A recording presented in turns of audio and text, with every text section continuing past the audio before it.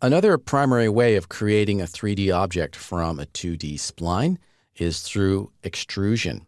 When you extrude something, you make a copy of it and offset it, and then join the two copies together to create some thickness. An extrude modifier will work in this situation. However, if we want better results, we'll use a bevel modifier, and I'll show you both. Now, the values for these modifiers will work best for a larger object. I'm going to scale this object up. And in order to do that without changing the actual scale value, I'm going to scale it at the sub-object level. So if I select it and then activate the Select and Uniform Scale tool, we will see a value of 100% down here, and we want it to remain at 100%. So I'm going to scale it at the sub-object level. Go over to the Modify panel and open up the editable spline object and go into spline sub-object mode. Select all of the splines. We want to scale them and maintain the relationship. Make sure that we're using the selection center here. And then scale that up and see the number at the bottom of the screen. I'm going to scale this up to maybe 1,000 or so. And that's going to give us much better results when we apply our extrude and bevel. Okay, when I exit out of sub-object mode and the object's selected and we're still in the scale tool, notice that the scale amount is 100%. I didn't scale the object. I just increased the size of all of its components or sub-objects. Cool. All right, now let's do an extrude. We'll add an extrude modifier from the list. Go down, extrude, and then it needs to have some extrude amount. Let me give it 1 inch. And now we've got a little bit of thickness there. But extrude is not really the best way to do this for example, a motion graphics application. We want to have a little bit of a chamfer or beveled edge here on the front at least in order to catch the light and look more interesting.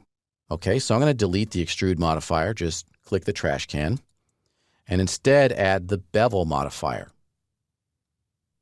Now we have more to play with here than we did with the extrude modifier. We'll need to determine the height of the bevel itself and also the height or thickness of the object overall. And what we want to do is to activate level 2 here. Turn that on and then give it some height. Make it a negative height so that you're pushing the extrusion back into the scene. I'll give it a negative height. Let's say -2 inches. And now we've got a simple extrude. Next up, we want to create a bevel on the front, and that's done using this level 1 control. We've got an outline amount and a height amount. The start outline is essentially the size of the spline at the very beginning or the front surface here. And if I reduce this a little bit, bring this down, you can see what it's doing is it's shrinking the outlines. Okay, if I take it down too far, then we get some corrupt geometry. But I'm going to set that start outline to, let's say, -0.1 inches. We made that a little bit smaller. But at level 2, we're going to bring it up by that same amount. Let's set the height here to +0.1 inches. And then we have to have some outline amount here. I'm going to set that also to a value of +1 inch. And now we've got is an inside-out bevel. All right, you can see how it's sort of crunching inward there. Okay.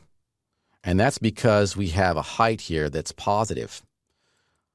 And if we wanted that to be a more standard bevel, then we could give this height a negative value because we want this first level to actually be pushed backward and not pushed forward.